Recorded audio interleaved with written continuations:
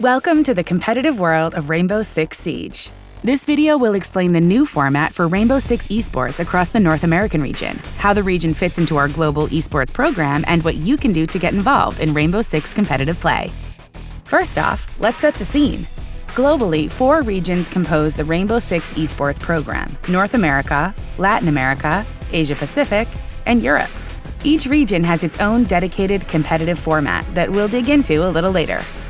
On a global scale, the Rainbow Six Esports program refreshes every year. 1 year equals 1 season, running from March to the following February.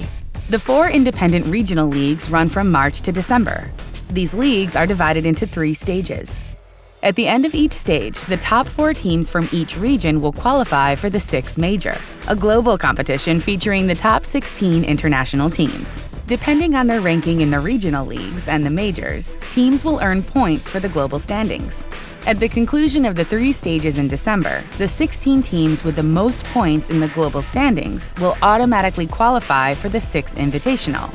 4 extra teams will have one last chance to qualify for the competition through regional open qualifiers, making the Six Invitational a 20-team competition, the most prestigious Rainbow Six esports event, and a chance for teams to dominate the global stage and prove they are the best in the world.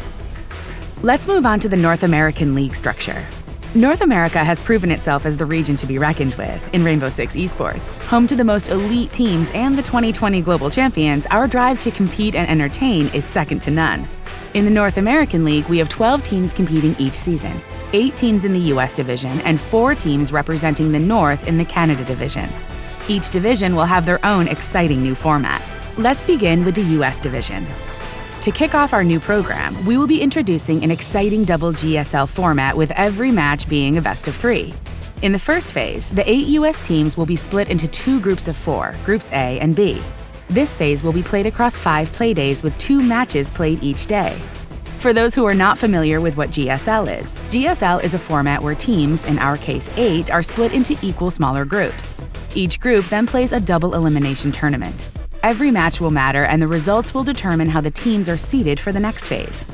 Upon completion of the first phase, we will use each team's results in their respective groups to create 2 new groups. These new groups will consist of A, the top 4 teams, and B, the bottom 4 teams. In the second phase of matches played across the remaining 5 play days, Group A matches will determine which teams will rank 1st, 2nd, 3rd, and 4th. And Group B will determine which teams place 5th, 6th, 7th, and 8th for the US division. Now, let's look at the Canada division. In Canada, the 4 teams will be placed in a single group, playing 1 match play days over 5 weeks per stage. The Canada division will be played in a best of 3 GSL-style format. Final ranks will be determined by the team's match results. The 1st, 2nd, and 3rd placed US division teams are automatically qualified for the major at the end of each stage. The North American Regional Qualifier is a team's last chance at making it to the majors, where teams will have to prove themselves or leave defeated. The US division teams placing in 4th, 5th, and 6th place, as well as the 1st place Canada division team, will attend the NA Qualifier to battle for the 4th and final NA spot at the major. These 4 teams will compete in a best of 3 GSL-style format. All regions qualify for global standings points, leading to the Six Invitational. Here's what that means for North America. The 4 North American teams that attend a major will receive points based on their performance. The teams earn points at the Six Major depending on where they place in that event. The 3 remaining teams from the NA qualifier receive points, but less than those teams who attended the major. The other NA teams who attended a major qualifier but did not make it to the Six Major also receive points for being the top teams in their region. The 7th placed US team is also attributed points, but fewer still than the teams that made it to the NA qualifier. Each stage will follow this model. The North American League will end with a multi-day finals event in December to name our NA champions. Our promotion relegation matches will also take place during these finals to see if the bottom-placing NA League teams can defend against the challengers looking to take their spot and join the ranks of the NA Elite. We kick off our finals with our first relegation match. The 4th placing team in the Canada division at the end of the season will play against the 1st placing team from our Canada Challenger League to decide who will go or stay in the Canada division.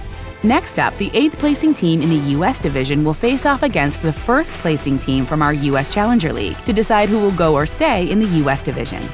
The North American Finals will have our top 4 U.S. teams battle it out to name our U.S. Division Champion, and our top 2 Canadian teams battle it out to name our Canada Division Champion. Alongside other grassroots programs to hone your skills and develop teams, the US and Canada Challenger Leagues are the entry point and path to pro, where teams compete throughout the year to earn the top spot and play for promotion into the North American League at the North American Finals. The Rainbow Six North American League is an open ecosystem, allowing anyone to compete and earn their place in Rainbow Six Esports. Whether you are an aspiring player, an organization looking to enter the space, or a fan who loves watching great matches to learn or just enjoy, the North American League is your best place for competition and entertainment. Are you with us?